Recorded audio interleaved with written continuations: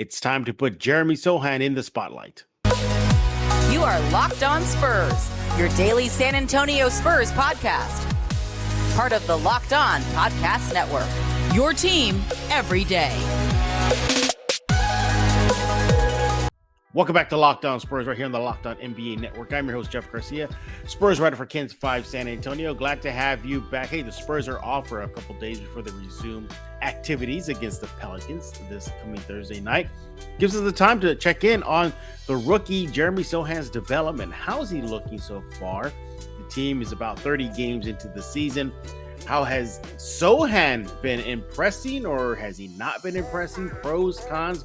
What does the eye test tell us? What do the numbers tell us? We're going to dive into all that and more, including some recent Spurs news. To help me do that, I am joined by Joe Garcia of Two Shots Podcast, the man who can take any room and transform it into an all-out music podcasting studio. How do you do it, Joe? Just had some time to, build some stuff and finish the studio like I sent you a picture of. But yeah, man, construction is a young man's game, Jeff. Is it like open for people to use it? Like, is it like a business you're starting to create? Yeah, exactly. So yeah, we're gonna start having conversations here in the studio with a whole bunch of different types of people from different genres of podcasting and live streaming, and yeah, start opening it up to the public so we can have a creative space here. So that's the idea. Is Joe Garcia going to be businessman Joe Garcia? Possibly. We'll see. Ooh, Joe, you ready for that? Yeah, of course, man. I'm always ready for what's next, Joe, you've been sending me photos, you've been hammering and painting and putting up drywall, all that stuff that you got to do. And I commend you, Joe. I am not a handyman. I have to admit that I am not. Joe, does it count that I put caulking on a tile just to hold it in place? Does that count? Yeah, but you should have put something else more substantial than caulking. I messed up my tile. Well, I had a piece of tile loose in my kitchen. Yeah, it'll do the job. So there you go. At least you tried. You get an A for effort. I'm too much of a city guy. That's my problem. I try. I feel like I should at least try, but I'm not at your level, Joe. I don't think I can ever put together an entire podcasting room as you do. Yeah, I've had some help, I've had some friends come in and help me as well, like do some little things here and there, so it wasn't all by myself, but a lot of it, the majority was, did it mostly by myself. Wow. So I used the wrong thing. I used that DAP white caulking glue looking thing. See, I don't even know the name of it, Joe. I thought that'll do the trick, but apparently Joe's telling me it's not going to do the trick. Yeah, but you also got to look to see what it says on the label. Is it for the bathroom? Is it for the kitchen? They tell you on the little thing itself, on the.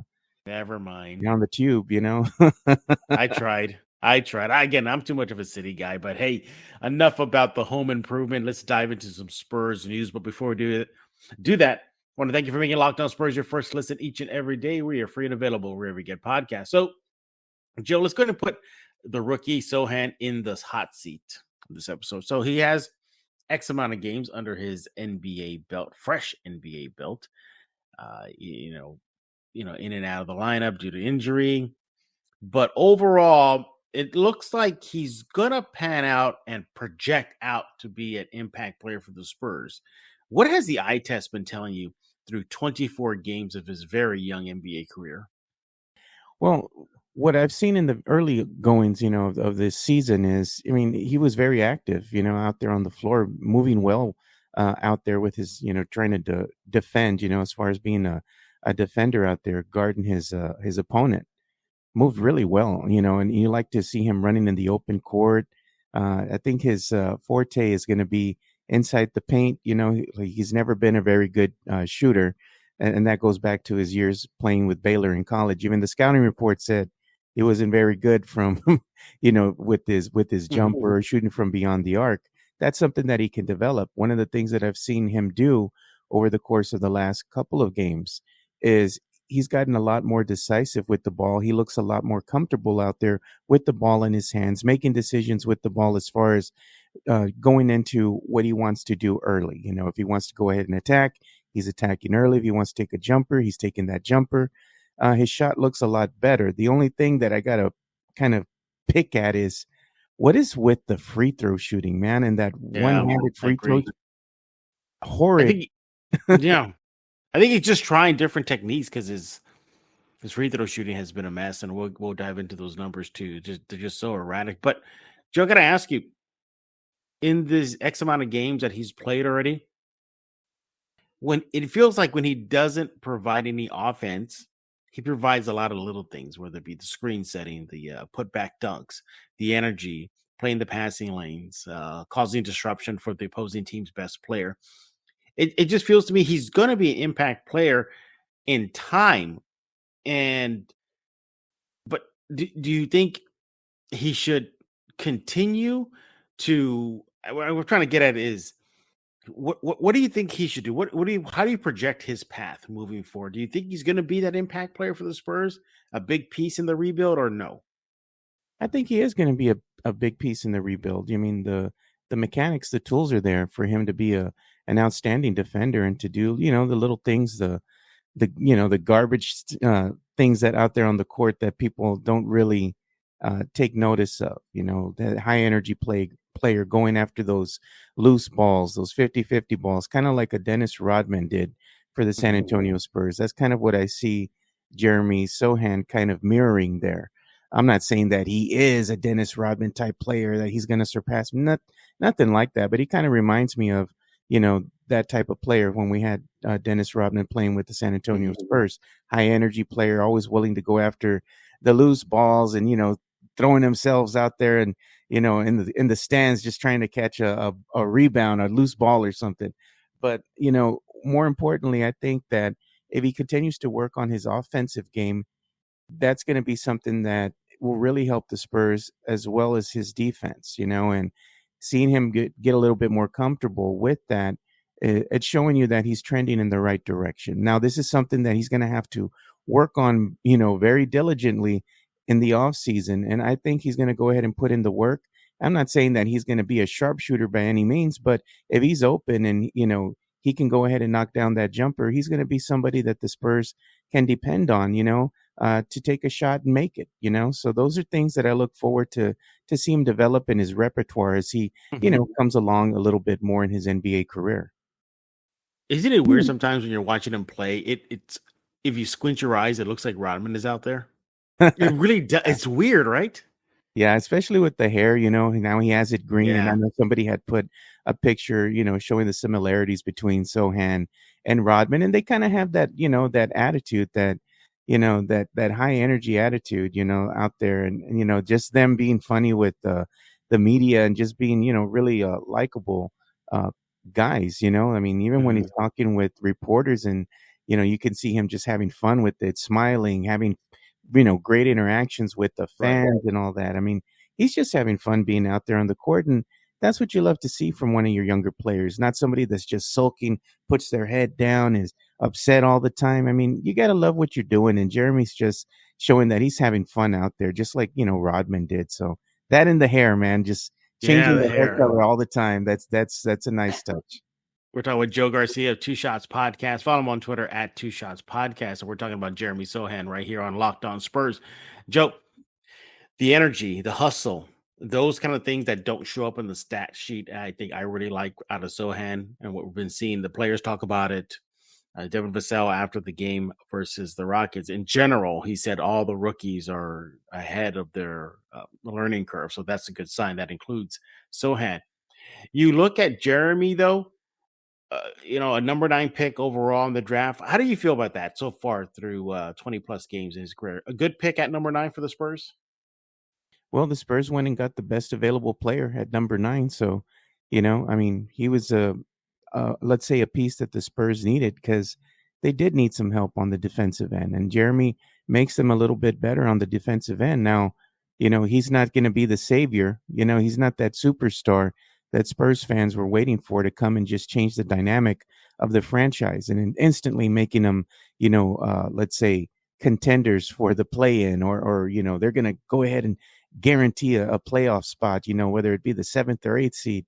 He's not that type of player, but what he is he's just a very good piece. And the Spurs, I think they did the right, they made the right move in drafting him at the number 9 spot, in the NBA draft because they just needed some help on defense, Jeff, because if you go back to last season, even the season prior to that, they just weren't very good. Jeremy makes them a little better. Yeah, and at number 9, a lot of Spurs fans were. I mean, it was kind of splitish. Fans were kind of, okay. They got it. You understand Sohan, but the fans wanted another player, your Torrey Easons or Durans. But overall, I think he fits into what the Spurs need: a mobile, big, a switchable player. What do you think about his switchability so far through 20 plus games? His ability to play and defend multiple positions. Well, that's something that, of course, I would think that the Spurs had scouted beforehand and found very attractive. So having a versatile player like Sohan out there, it helps your team, especially that some the team has had injuries early on, and now you had Jeremy Sochan injured, and when he was injured, the Spurs defense, even though it's not the best in the league, it looked even a little bit worse when he was out. Now that he's coming back, the Spurs have been on the uptick, as far as their defense. It's gotten a little better. Still one of the worst defenses in the NBA, I gotta say, but it's gotten a little bit better. They went ahead and beat the Rockets, and that was a good thing. They needed a win. I mean, let's face it, the wins have been hard to come by, when we're on those losing streaks. But with the roster coming back, Jeremy back, and, looking like he's getting back to his basketball form again, things are on the uptick for the San Antonio Spurs. And I think Jeremy out there just makes them better. Absolutely. When we get back, we're going to dive into some numbers now. I'm going to ask Joe to pick one good thing, one bad thing on the statistical side with Jeremy Sochan as we put him in the spotlight right here on Locked On Spurs. This show and episode is brought to you by BetterHelp. Unfortunately, life doesn't come with a user manual. We all know that. So when it's not working for you, it's normal to feel stuck. Navigating away from life challenges can make you feel unsure, whether it's a career change, a new relationship, or becoming a parent. Therapists are trained to help you figure out the cause of challenging emotions and learn productive coping skills, which makes therapy the closest thing to a guided tour of the complex engine called you. That's where BetterHelp comes in. BetterHelp has connected over 3 million people with licensed therapists. It's convenient and accessible anywhere, 100% online. Now, whether you've or not have been in therapy personally, look, we all learn and we're knowing and we're seeing and we're learning that those coping skills you get in therapy, self-empowerment, dealing with trauma, etc., can benefit you in life, and you get that through therapy. So yeah, you should be able to use things like BetterHelp to get you through life. Now, as the world's largest therapy service, BetterHelp has matched 3 million people with professionally licensed and vetted therapists, available 100% online, and it's affordable. You just fill out a brief questionnaire to match with a therapist. If things are not clicking, you can easily switch to a new therapist anytime. It couldn't be simpler. No waiting rooms, no traffic, no endless searching for the right therapist. Learn more and save 10% off your first month at betterhelp.com/lockedonnba. That's BetterHelp, HELP.com/lockedonnba. Autobots, roll out. And we're back right here on Locked On Spurs with Joe Garcia of Two Shots Podcast. Hey, once again, thanks for making Locked On Spurs your first listen every day. Check out Locked On Sports Today, available on YouTube and wherever you get podcasts. And we're talking about Jeremy Sochan. So, Joe, we kind of gave what our eye test is telling us through 20-plus games of Sochan's very, very young NBA career. Let's look at some numbers now. So I challenge you. What is one bad thing so far? The numbers are showing Joe Garcia that if you had a talking to with Sochan, you'd tell him, hey, buddy, you need to work on this. One of the things that really stands out at you is going to just be the 3-point shooting. That's something that he needs to really work on. I mean, at this point, if he has an open three, of course, you're going to want to go ahead and take that shot, but he's just not very good, and that's just one of the weaknesses of his game. He's just not a very good shooter from beyond the arc. And you can see that just going from the beginning of the season, looking at the stats, and I'm using Basketball Reference for this. And this is just something that not only the eye test tells you, but the numbers tell you as well, and you're just looking at his, 3-point shooting percentage, and it's just no bueno, man. I mean, for the season, I think he's somewhere in the neighborhood of shooting 18.4%. from Yikes. beyond the arc. Yikes. Yeah. So that's one of the things that really stands out at me, when I'm looking at his overall performance out there on the court. Yeah, that is a work in progress with him. And if we're talking about the 3-point shooting, well, let's just look at his last few games and from beyond the arc. Not good. 1 for 3 against Houston in a win, but didn't attempt one versus Miami game in Mexico City. Did not attempt one versus Portland on December 14th. Attempted 2 versus Cleveland on December 12th. Didn't make any. And he made 1 of 1 versus the Lakers on November 26th. So all in all, he's been 2 for 6 in the last 5 games. So that's definitely a work in progress. Do you think he's going to get there, Joe? Or you think that's something that maybe Spurs fans are going to have to live with, that he's just going to be erratic from the 3 line for most of his career? I think that's something that he can work on. He definitely can get there. Is he going to be a bona fide sharpshooter? Probably not. I don't think that's in his repertoire. But being able to knock down an open shot, if you're wide open, and you're going to be able, he's going to be able to knock down those threes eventually. Is what I think. And in the context of him being able to make a 3-pointer in the context of the game itself. If somebody, he breaks loose and somebody else went ahead and garnered all the attention from the opposing team's defender, and you have Jeremy Sochan just wide open for a right wing 3, you're going to say, hey, you know what? Most of the time you can depend on him to knock it down. I think he'll eventually get there, but he's not going to be a 3-point sharp shooting specialist. Just put it like that. So what's one good thing that you like about Sochan statistically? Well, statistically, I mean, you see him trending in the right direction as far as his rebounding, and his assist. He's always willing to share the ball. And you want to see him get a little bit better as far as the rebounding goes. I mean, right now he's averaging 4.2 and he's averaging 2.2 assists per game. I mean, he's sharing the ball, like I said, but you want to see him at least be able to get in those double digits when it comes to rebounding to really have a dramatic impact on the overall game itself for the San Antonio Spurs, and especially him being one of the big versatile men that they have on the court at 6'9", you would think that that rebounding number would be a little bit higher. One of the other things that I've noticed about him is that he's on the uptick when it comes to him getting better as a shooter, especially from the field. His field goal shooting percentage has been on the rise, especially after this last game against the Houston Rockets. He was 5 for 8, and I think he's kind of finding that sweet spot for himself.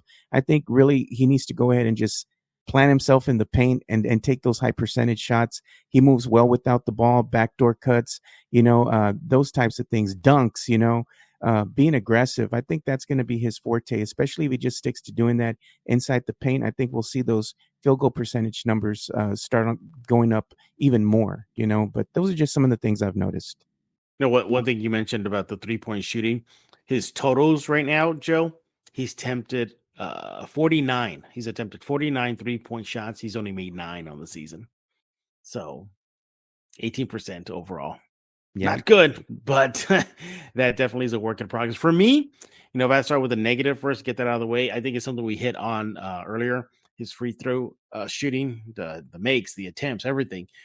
Shooting 42% from the free throw line, not great considering you're an NBA pro. That should be a fundamental thing. But nevertheless, I look at the attempts. 1.2 attempts so far through 24 games played. For a guy with a high motor, energy guy, I would love to see him just take a shot and try to work some magic in the paint. Drive, post up, get fouled, draw those silly fouls. I'll send him to the line, something just to show that he's getting more aggressive, and that'll help him force himself to the free throw line where he can work on his shot. You mentioned the one-handed shot that he showed off versus the Rockets. Look, if it works, it works. I mean, what do you got to lose? You got a player that's shooting 42% from the charity stripe, making less than 0.5 makes on the season. Go for it. If it works, it works. We've seen odd things before. Remember Rick Barry with the underhand shot, between the legs, underhand throw, and he was very effective with that. we've seen Shaq have his struggles. Tim Duncan, remember, had his struggles, but they always made adjustments. And if that adjustment is for Sochan to shoot one-handed, go for it. During the broadcast, Spurs Rockets recently, they even showed Popovich like a picture of him and Sochan working together on shooting one-handed. Joe, if it works, right? Yeah, if it works, it works. But I mean, even shooting one-handed, I mean, and the ball's going in most of the time, that's great, but it's not going to be conducive to him really being efficient from the free throw line. What that has to do more with is him getting back down to the fundamentals of free throw shooting. And that has a lot to do with your hand placement on the ball, where your thumb is when you're releasing, your hand motion, and just, being more comfortable out there. I mean, he just needs to get those fundamental factors down when he's shooting free throws. And I think he'll get a lot better, but he's just trying to find that sweet spot for him. I guess it's just giving him a mental edge, shooting one-handed. If it works, it works. But again, it's not going to be conducive to him being a great, or not even a great, but just a decent free throw shooter unless he gets those mechanics down pat. Again, something he's going to have to work on in the off season. Yeah, and one positive thing you look at, just giving a quick look at statistics for Sochan, 2.2 assists. I like that. He's getting people involved. He's finding open guys. Getting guys in the right position or finding them in the right position for a make from the field. So that's good. 2.2 assists so far this season for the rookie. And you look at his game log, he's had a streak already of, 4 assists versus the Blazers on November 15th, 5 assists versus the Kings on November 17th, 5 assists again versus the Lakers on November 25th, 4 assists versus the Heat recently in Mexico City. So he's a guy that'll find players, get them good shots, and they'll connect on that shot. So that's good. You can have all the assists you want, but the other players got to make them. So that's a good sign that he's finding those players in their sweet spots, or even cutting, driving. I really like that. What do you think about him as a facilitator, Joe? Yeah, I mean, it's another thing that you like to see him do out there on the court, because again, he's kind of showing his versatility out there. Sharing the ball is always a good thing, but like you said, if you're sharing the ball and your teammates aren't knocking them down, I mean, that's not really on him. That's more on his teammates. Right. But you like to see that. He's got that Spurs mentality already, where they're looking for their teammates. But also, you don't want to get too cute with trying to just look for that pass first mentality. I think that's just an easy way out when you're very indecisive with the basketball itself. You're kind of tentative. And I saw that a lot with Jeremy, of course, early on in the season. He's a rookie, he's still trying to find his way, and, he's getting more confident out there. But I like to see him attack a little bit more too, be more decisive, like I said, with the ball, know exactly what you want to do with it, shoot with confidence. And I think his game's going to be inside that paint area. I think that's where he can wreak havoc, because he is 6'9", and he does have some length and athleticism. He's got youth on his side right now, Jeff. So I'd like to see him take advantage of that, especially if you get mismatches inside the paint. So that's something that he's just got to be a little bit more decisive with. Exactly. When we get back, we're going to put a wrap on this episode of Locked On Spurs. We'll also wrap up our chat about Jeremy Sochan and catch you up on some Spurs news and notes right here on Locked On Spurs with Joe Garcia of Two Shots Podcast. But before we do that, I want to talk to you about BetOnline.net. BetOnline.net is your number one source for sports betting information, stats, news, and analysis. Get the latest odds and trends for every professional and amateur league out there, from pro football to college bowl season, basketball, so much more. They got it all over at BetOnline.net. And if you love sports podcasts, you can even find those too at BetOnline. Look, they're the fastest and easiest way to get your betting information. Go there right now. I go there almost daily. Check out the latest Spurs win total. Check up on the Spurs odds at winning the title, even if it's just for a laugh. It's all there at BetOnline. Head to the website today. Use your mobile device to learn more. You want to go to BetOnline right now. Why? Because that's where the game starts. And we're back with Joe Garcia of Two Shots Podcast. Follow him on Twitter at Two Shots Podcast. Another stat about Jeremy Sochan is that he is losing the battle in hair color versus Joe Garcia. Joe, why do you give him so much run? Why do you always change your hair color? You're forcing him to go green, and tomorrow Joe Garcia might go Fiesta colors. Good job, Joe. I don't think I'll ever go Fiesta colors, but I do got that natural silver and black going on with me right now. Oh, nice one, Joe. Nice one. Do you go silver, or or does it go white? No, my natural color is turning silver, not white. So at least I got that going for me, right? As we get older, Jeff. Yeah, exactly. Yeah, but let's go ahead and wrap up our chat about Sochan. So overall, Joe, what do you think about him? We looked at the eye test. We gave you out some numbers. What are your thoughts? What would you grade him so far in this season?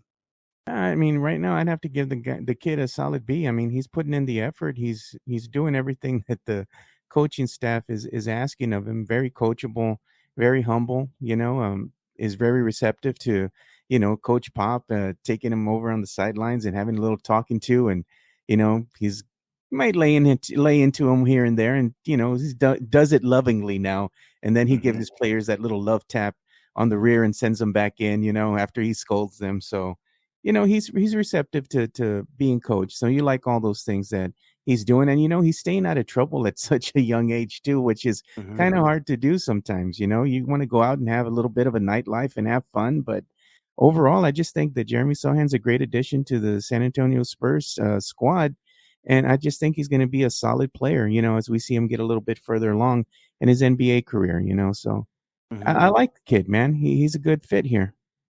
Yeah, he definitely is a good fit, and you got to give him time. Again, a teenager, still, finding his way through the league, trying to figure out how he's going to fit in there. He has a good supporting cast around him, from Popovich, as you mentioned, from Vassell to Kelvin Johnson to McDermott, to Gorgie Dang, veterans there that'll help not only just Sochan, but everybody else, all the other young kids get better in their NBA career. I'm going to agree with you. I think a solid B is good for Sochan. That leaves some room for improvement. We named a few of them: the free throw, the 3-point shooting, and I think he will get better in time. Spurs fans just got to be patient. All right, Joe, let's get into some Spurs news and notes here. And the Spurs are making a big push to pack the Dome. The recent report from the team is that they already reached the 45,000 ticket sales mark. Still 20,000 more tickets to sell to break the NBA's all-time record, attendance record, that is, held by the Hawks back in 1998. Joe, do you think they'll do it? I think they're going to get really close. I think they really have a shot to break the record. I know I'm going to be there in attendance for that game. I don't know about you, Jeff, but I'm taking my +1, which is my son, my oldest. And I told him the last time we were there, he was a baby. He was little. He was like maybe 2.5 years old. And oh, wow. I took him, and he was watching the Lakers and Spurs go at it, and it turned into a big fiasco. I think you remember that was the big fight that they had with Monty Williams. Oh, yes, I remember that. Yes. Yeah, we were there for that game. Even though the Spurs got blown out, I mean, that was the scrimmage that what was happening out there on the court was a big draw for that particular game, watching the fight happen. So I'm telling him, now you're going to go back as, an adult now, and you're going to be able to enjoy the game, because last time he was a kid in my arms, so now he can buy me a beer. Now he can go ahead and hey, I like that, but they're not going to have the Alamo Dome beer prices. I wish they brought that back. Oh yeah, no, those days are long gone now, Jeff. Long gone. Weren't they like $1, something like that? They used to be cheaper. I think they were somewhere in the neighborhood of like maybe $4.50, $5 back then, and that was kind of steep. Now it's even a lot more than that, nowadays. Wow. Yeah, and look, San Antonio, the city itself, the mayor is doing their part to help break that record. There's going to be free parking at all public parking spots in San Antonio. City workers have a half day off. Their team, everybody's really trying to push for that record to be broken. I think it's going to get close. To fill the entire dome, Joe, it's 60. It's a dome. That's huge. And that's a lot of people in there. Well, if they want to really fill the dome, why don't they go ahead and lower the prices for the gente, man? I mean, come on, let's go ahead and have some tickets that are maybe somewhere in the neighborhood of $8, $5. Do you remember back in the day in the 90s, Joe, you used to bring a Sprite can to the game? Oh, and yeah. You would get in for like $5. Yeah, they had a little thing on the side of the can and says you get a discount, if you bring the can in. Yeah, and those were the good old days, But even back then, when they were in the playoffs, some of those ticket prices were today's regular prices for a game. Right. You know? Yeah, exactly. Yeah. Inflation. The good news is the Spurs have been releasing rounds of $10 tickets for the community, Yeah, they but need those to are do it first come, again. first serve. I think they should just keep it like that permanently Yeah, they should. until the game. I mean, Yeah. come on, man. I mean, you want to pack the dome, and you're going to want to charge a premium for tickets, but let's pack the dome. Lower the ticket prices so all the gente here in San Antonio, all the people can go out there, and enjoy the game as well. I mean, I want to see the raza out there and wearing their Selena shirts and all that, that you used to get from the side of Military Drive, in your old stomping grounds, your old hood on the south side. Shout out, Jeff. Exactly. Yeah. Well, I think it'll get close. That's 20,000 more tickets. That's a lot of tickets. But hey, in other Spurs news, Joe, Las Vegas odds makers have released the latest Spurs win totals. Now, ahead of the preseason, the Spurs were projected about 23, 24 and a half. Joe, it's gone down to 22 games.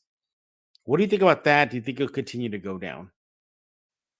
I think it's going to kind of hover right around that 22, 23 mark. I kind of have forecasted that as well in the previous episode of Locked On Spurs when we're giving our predictions of where we think, the Spurs would land as far as their win totals for the upcoming season. And I just think that they're right on track for that. I mean, 22, 23 wins. In my opinion, it still should land them somewhere in the neighborhood of maybe a top 5 pick. To me, it's a little bit of a stretch if they land a top 3, and that would be amazing for the team. Don't get me wrong, but I just think that there's going to be a lot more losing than winning this season, unfortunately. But again, I mean, that's what happens when you're in a full-on rebuild. It's to be expected. Do you think about 22 wins gets them into the top 3, or they got to get like 20 or below?